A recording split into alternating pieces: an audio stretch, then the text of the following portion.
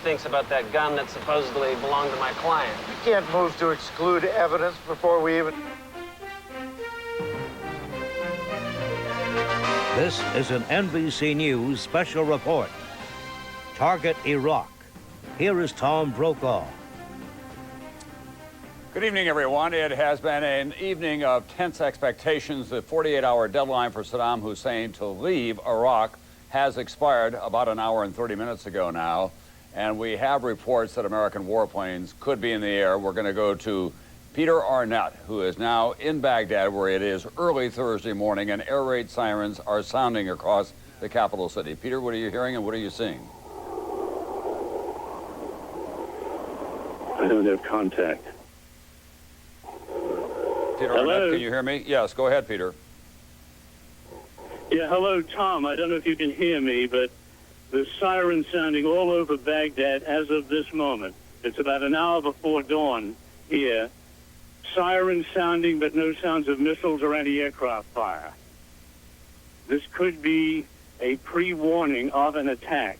No sign of any attack, but it could be a pre-warning. The sirens have now died down. In the Gulf War 12 years ago, there was a similar series of sirens before the actual bombing began. And Peter, what about the conditions on the ground in Baghdad? Were you seeing any overt signs of anti-aircraft defenses being moved on? The first anti-aircraft fire I am seeing in the sky now directly in front of me, Tom, and the eastern side of the city, scattered fire, not very visible, but the first scattered fire. In the city itself, a few police cars zooming through the streets. The lights of the city are still on. Other than that, no activity, but it's really get a sense here of an impending attack. All right, let's go to NBC Jim Miklaszewski, who's at the Pentagon tonight. We're going to keep that picture of Baghdad live up for you about an hour before dawn there. Jim Miklaszewski at the Pentagon, what can you tell us? Well, Tom, earlier this evening, U.S. sources told NBC News that it appeared that as many as a dozen B-52s had taken off from England. Now, the cover story apparently out of that region was that they were on some kind of training mission or some unrelated mission to the possible invasion of Iraq. But we were told that it appeared that those bombers were indeed headed toward Iraq. But U.S. military officials are also saying tonight that what we may be seeing tonight could in fact be what they call preliminary airstrikes or prepping the battlefield. It was thought that at some time the U.S. military would launch an increased number of airstrikes, probably at some of the integrated missile defense systems, in an attempt to take them down before there was any actual invasion. As of now, as we heard just a moment ago, the air raid sirens in Baghdad, it is unclear as to how extensive any U.S. military operation may be at this time. All right, thanks very much, NBC's Jim Miklaszewski at the Pentagon. It's also worth noting that the President and Vice President Cheney remain at the White House tonight. Reporters who were there were told to stand by, not to go home. That didn't mean that there was any action that was imminent, but let's go back to Peter Arnett now. Hey, I got you. Peter, what can you tell us about what you're seeing now and what looks like pre-dawn skies over Baghdad? Well, what we have, the city has returned to calm, Tom. 5 minutes ago, a series of loud sirens across the city, followed by some scattered anti-aircraft fire to the east of the city, then an explosion in the center could well have been an anti-aircraft gun firing. Now we're back to normal again. There are police cars zooming about the town, but nothing right now. But clearly, this is a city on alert and waiting, Tom. All right, thanks very much. Peter Arnett, who is a correspondent for National Geographic Explorer, on assignment for NBC News. He was there, of course, in 1991 for CNN. As we look at the Iraqi capital, this has been an evening that everyone has been waiting to arrive because the president gave Saddam Hussein and his family 48 hours on Monday in a dramatic and sobering announcement from the White House that expired tonight at 8. Earlier, Uday, the president's eldest son in Iraq, said that they had no intention whatsoever of leaving. Throughout the day, we heard from Iraqi officials, the Minister of Information, Tariq Aziz, who's the Deputy Prime Minister, who appeared in military uniform and with a pistol, saying that he's ready to fight after there had been reports that he may be trying to escape the country. He said that was simply not true. Also scenes from the Iraqi parliament, people chanting and cheering, saying that they were prepared to die for their great uncle, as Saddam Hussein likes to be called. At any moment, let's go to the White House now, and at any moment we'll be hearing from the White House and Ari Fleischer, who is the president's spokesman. As I said earlier, the correspondents were told to stand by, not to go home, to remain flexible. There's something called a lid. The lid was not on at the White House tonight. That meant that there could be additional news. But no one was talking. Vice President Cheney's in the White House with the president. Defense Secretary Donald Rumsfeld and the chairman of the Joint Chiefs of Staff, Richard Myers, were at the White House earlier, and they went back across the river to the Pentagon. I'm joined here in the studios as we continue to keep this picture up by General Barry McCaffrey, who led an armored assault during Operation Desert Storm, General Mike Short, who is a veteran of a lot of tactical aircraft and ran the bombing campaign over Kosovo, and Vice Admiral Dennis McGinn, who was the former commander of the USS Ranger and a carrier pilot. Let's begin, General McCaffrey, with you about timing. This would be an unusual time. Generally, we make these strikes in the middle of the night. If, in fact, something is going on now, are you surprised that it could come during daylight hours? I think this would be one of the most unusual things I've ever encountered. You can't get strategic surprise. You can't get operational surprise. So if they're actually doing this, then they will absolutely have stunned the Iraqis. Not a one of them would assume this would happen. Just prior to dawn, overwhelming surprise. And Mike Short, what would be your concerns as an Air Force commander of flying these kinds of missions during daylight, which we're about to see there? Tom, I would feel I'm giving up the advantage I've got. I own the night. Stealth assets, the B-2 and the 117. We've seen the pictures of downtown Baghdad. The sun is coming up. 117s, B-2s will be visible. I'd not want to give that up. Is it possible that what we're doing here is prepping the battlefield, as Jim Miklashevsky said, and this is not the first wave of what will be the opening stage of the war? Tom, it's certainly possible, but we have been told so many times, shock and awe, to just bomb a few targets and prep the battlefield and then back off for 14 hours while we wait for darkness is not my idea of shock and awe. And Admiral McGinn, you've been both a carrier pilot and a commander of a carrier. What about from the Navy's point of view? It's a long way to fly from the Gulf up to Baghdad, for one thing. It is, but thank goodness for the great jointness of Navy and Air Force. We have great tanker support.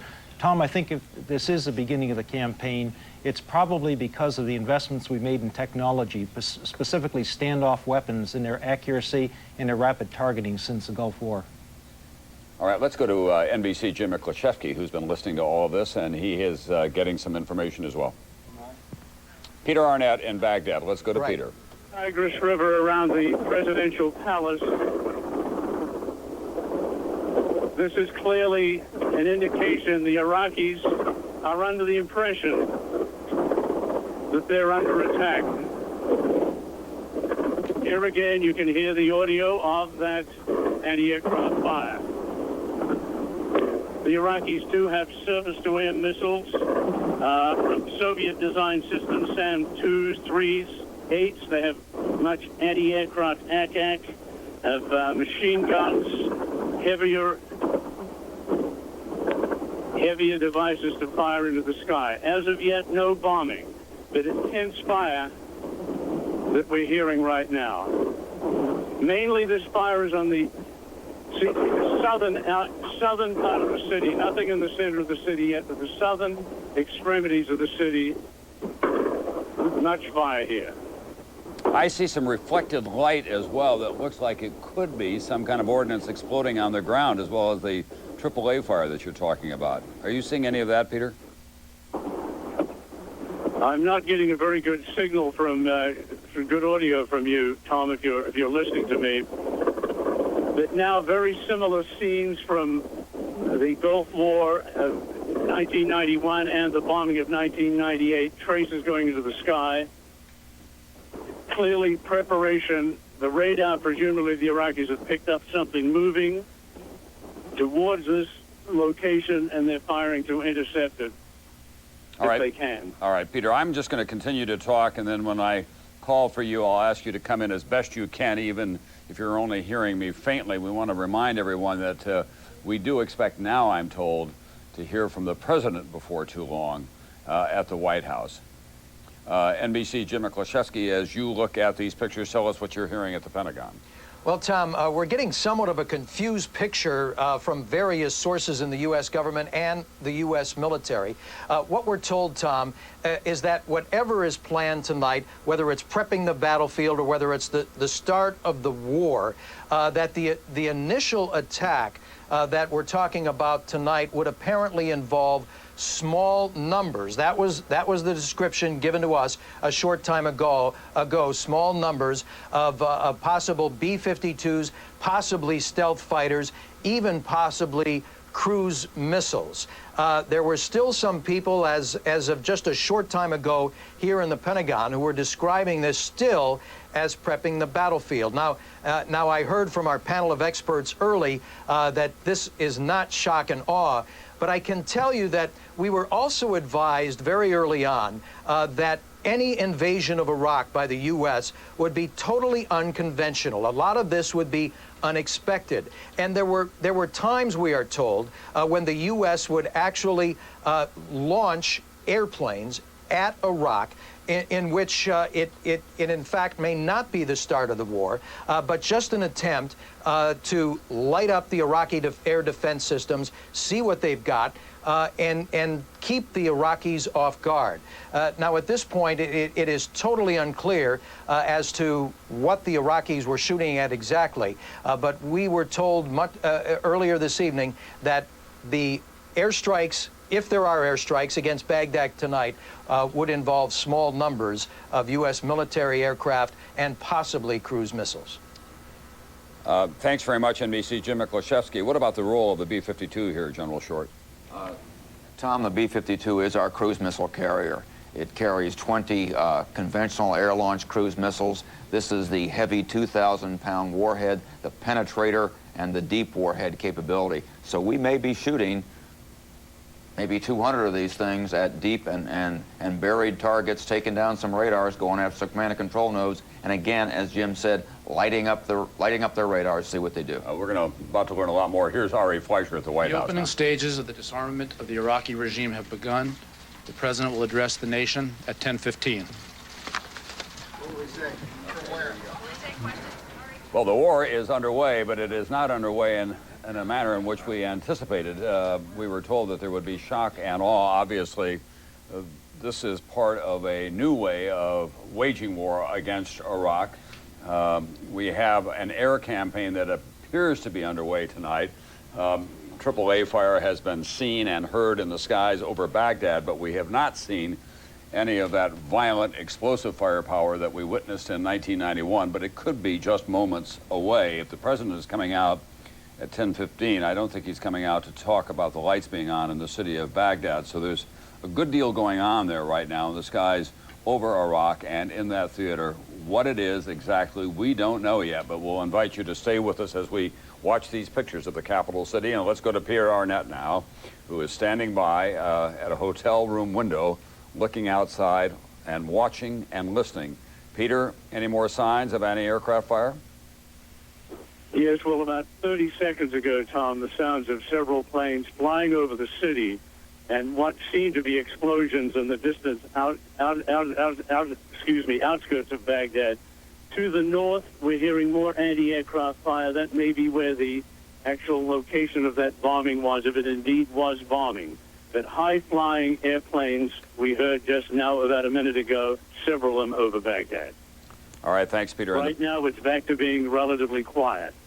All right, thanks, Peter. I think it's worth pointing out again that in some of the pictures that we were seeing earlier that you probably couldn't see, there was reflected light in the distance that looked like something was going off on the ground.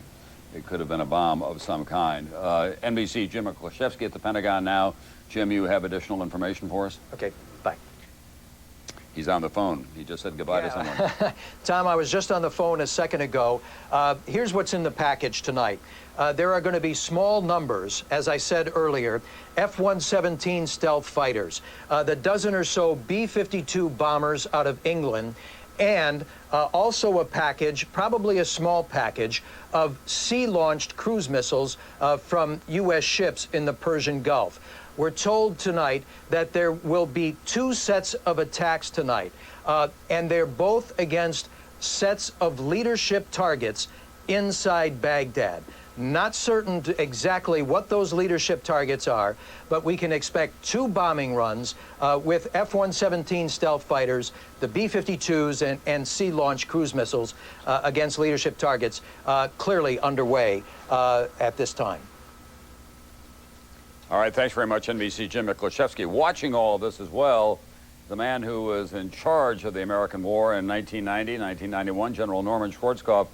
General, is it possible that what they have here is a plan underway to try to take out Saddam Hussein and the members of his leadership with some surgical strikes, pause for a moment, and then see what happens?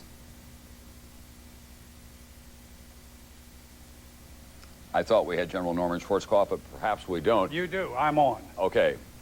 Yeah, I just heard just only part of the report that Jim had gotten from the military. Well, let me take you through it if I can then.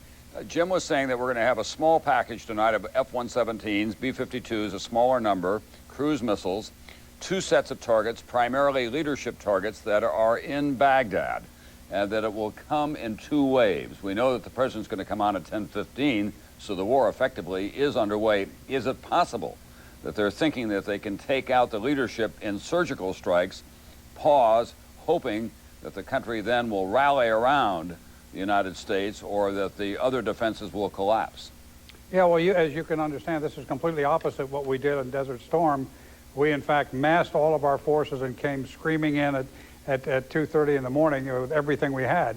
So this is a very, very interesting tactic, and it seems like, just as you say, maybe they hope to really surprise some of the leadership targets and catch them before the onslaught happened and they all went underground.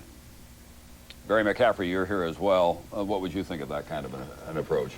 Well, you know, I'm actually in shock and awe myself. I can't imagine, you know, we've been talking about this for 3 weeks, so they certainly surprised me, and I think these other 2 flag officers. That may be exactly what they're up to. You know, the intel has been trying to find the leadership targets for the last 30 days. Huge effort to vacuum up data. And if this is what we're up to and it works, it would be a terrific gift to the Iraqi people. Not only that, and we don't know exactly what is going on here, but the fact is it would be a political stroke as well, because it would mean that there would be a minimal amount of civilian loss, and it would be that the target is the Iraqi leadership and Saddam Hussein, and it's not war against the Muslim population of Iraq. But as I say, we don't know exactly what is going on. We only know that there are planes in the air, that Baghdad apparently has been hit at least on the periphery of it, and maybe some of those leadership targets are out there, and that some fire has been sent off as well. Mike Short, tell us a little more about what other kinds of assets that we have behind these F-117s and the B-52s and the cruise missiles that Jim Miklaszewski talked about. Well, Tom, I think they're probably being supported by jamming aircraft, EA-6Bs, that would jam the radar systems and prevent them from acquiring the targets if they were able to do that. Probably also F-16s and F-18s that shoot missiles that attack radar sites, the HARM missile, and I think you'll probably see that escorting these aircraft in. So this will not simply be the strike assets that Jim talked about. I think there'll be support assets with them to get them in and get them out. All right, well, we've just gotten a report, in fact, from some of our sources that a U.S. official has told NBC News that radar jamming and other electronic attack aircraft began operations at 9:31 Eastern Time about 20 minutes ago. That's just about the time that we saw the planes over Baghdad. The initial strikes will include a combination of B-1 bombers, B-2s, B-52s, air and sea-launched cruise missiles, standoff weapons, F-117s attacking key nodes of air defense, and national command in and around Baghdad, and also in the south, which is where the ground war is going to begin. Is that in keeping with what you would expect, Admiral McGinn? It is. The timing is a little bit off. I share a little bit of that shock and awe that General McCaffrey mentioned before, but I think that's the whole point of it, that we shouldn't fight the war we fought 12 years ago, and we should go after their weaknesses. And we are fighting this in a supercharged political context, after all. The United States is out there with Great Britain, with a lot of people being very critical of the idea that the United States is going to war, and what many see is a preemptive strike, others going so far as to say this is the act of an imperial nation. So there are political sensitivities that are going to be involved here as well. Let's go to NBC's Campbell Brown now, who is at the White House. Campbell, what are you hearing there? Tom, we are expecting, as you know, to hear from the president at 10:15 Eastern time. We expect that that address will be from the Oval Office. That's what officials had originally said, as they have been planning this. This isn't a speech that they have been working on for some time now. It was described to us as being very similar to how the president addressed the nation after military strikes began in Afghanistan. You'll recall it was about noontime on a Sunday the strikes began. The president spoke to the nation about an hour after that. He is going to try to convey to the American people tonight, first of all, telling them that the strikes are underway, what's involved, but also about the sacrifice involved. It will be the first time he's really talked about that at greater length than we heard in his original speech. So that's going to be more of a focus, especially given in mind what we're hearing from officials over and over again, that this, as opposed to Afghanistan, is going to be a much more conventional war, but also a much more dangerous war, and in terms of casualties. Now, there have been a lot of indications that something was coming this evening. The president working the phones most of the afternoon to call world leaders to put them on notice that military action may be imminent. In addition, all the top military commanders were here with the president, Secretary Rumsfeld, General Myers, until late this evening. Vice President Cheney is still here at the White House, remained here all evening. All of the key staff were with the president in the Oval Office until late in the evening. So no one was getting any sense that they should be leaving work tonight. There was definitely a feeling around the White House that something was going on. I think the timing, as you've heard other people say, caught many people by surprise, because the expectation is always there that this would happen in the evening. But the president has always conveyed his impatience with the UN and with the lengthy process that went into disarming Saddam. So it follows with what the president has always said, that the moment this deadline passed, he would be ready to take action immediately. Tom? Thank you very much, NBC's Campbell Brown. There has been so much talk in this administration about the United States reorganizing itself to fight the special wars of the 21st century, the war on terrorism, rogue states with weapons of mass destruction. That certainly was the case in Afghanistan, in which we saw special operations officers on horseback riding to battle with a coalition that was put together with millions of dollars delivered by CIA agents, and CIA agents involved as well. We have been told in the past several days that CIA operatives, at least, are in the south of Iraq, where they are spreading money around and encouraging the regular army units to lay down their weapons, to put them in a place and to point them in the right direction, and then go to their barracks and stay just there. So what we're seeing here may be the first stages of another form of unexpected and unconventional warfare. U.S. officials are telling NBC News tonight that the attacks earlier today are intended to flush out the Iraqi leadership, to provide a confusing picture of the main attack, which will come later, possibly tomorrow. And whether that comes all at once with heavier air attacks and ground attacks, we don't know for sure. Here's the tape of what was going on in Baghdad earlier. You can see anti-aircraft fire, modest by Baghdad standards, really. And air raid sirens were sounding.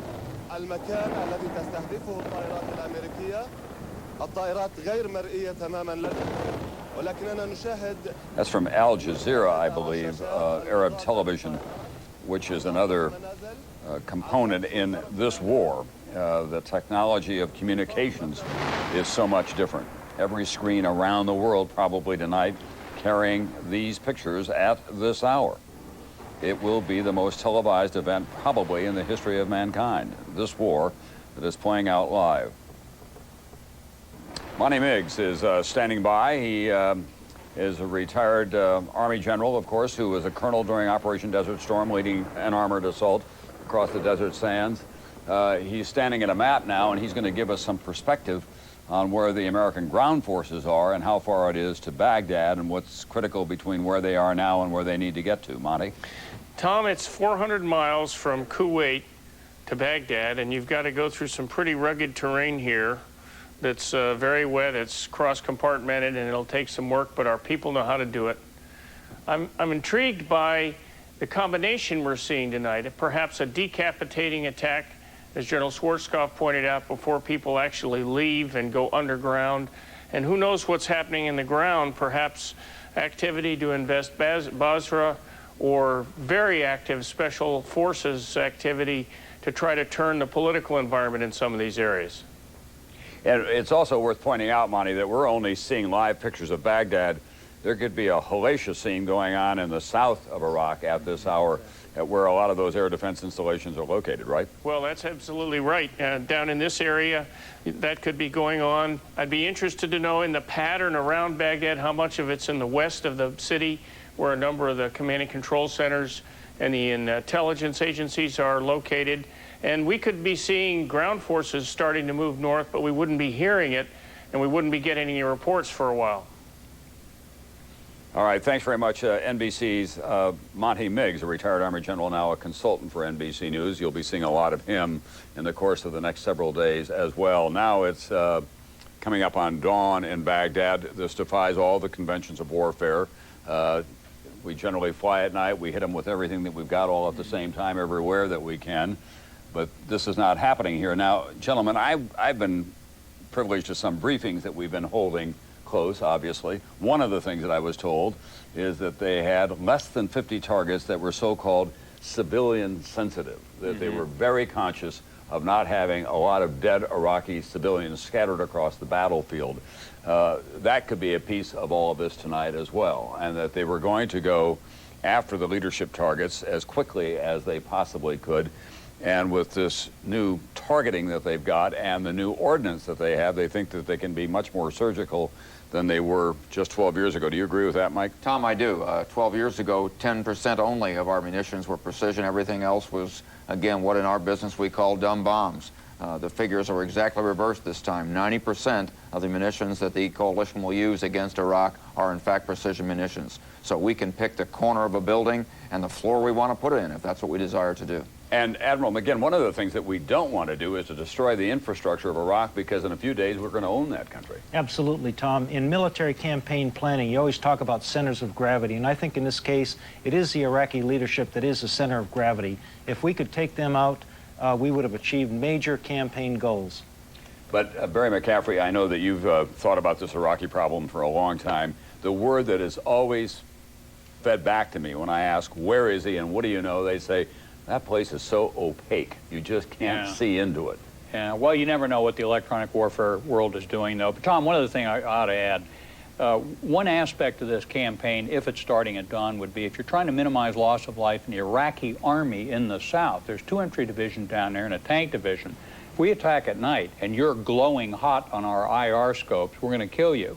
In daylight, they should be able to get these 2 infantry divisions in Basra and Al-Nasiriyah to surrender en masse. So that may be another aspect of a daylight attack. Counterintuitive, it's not what we do, pretty cunning. Saddam Hussein, it has to be said as well, is also cunning. He's a guy who survived for a long time. Do you imagine that he has stuck around Baghdad for the last couple of days? No, but you know, if they're going after 50 leadership targets, hopefully one of them has him in it when a 2,000-pound bomb penetrates the top of it. So I'd be surprised if we're not trying to nail him tonight. One of the concerns has been we may get him and not know it. Yeah. Well, there ought to be an awful lot of back chatter of people who are relieved who'll say the bad guy's gone, now we can switch sides. Dead. Yeah. Yeah. The other thing is, it occurs to me that we may have gotten some electronic information from inside the leadership. Sure. They've been dialing the cell phones. They've been talking to him on the internet. Absolutely. They've been doing whatever they can. And a lot of those people sitting around the table with him presiding and taking notes frantically have got to be thinking, why am I here? Yeah. Exactly. Also, I think, Tom, that they have predicted we were going to do just what we've been telling you we were going to do, and probably about 3 o'clock in the morning Baghdad time, they all got together, had a drink, and said, well, they're not coming tonight. Yeah, that's true, too. Let's go to Peter Arnett, who is in Baghdad now, where the sun is up, Peter. Well, Well, the sun is just coming up, Tom. We do hear distant anti-aircraft fire in the northwestern part of the city. It is some distance away, but we do hear the pop of that anti-aircraft fire. No large explosions as of yet that we can hear. That doesn't mean to say they're not happening out there. Within Baghdad itself, a few police cars screaming around the streets, and there's sirens, but no, very few civilian cars yet. I do see a couple of photographers taking pictures. There is a big international press corps contingent here, Tom. Some were trapped here last night. They couldn't get out. But this will be a very well-covered battle, I assure you.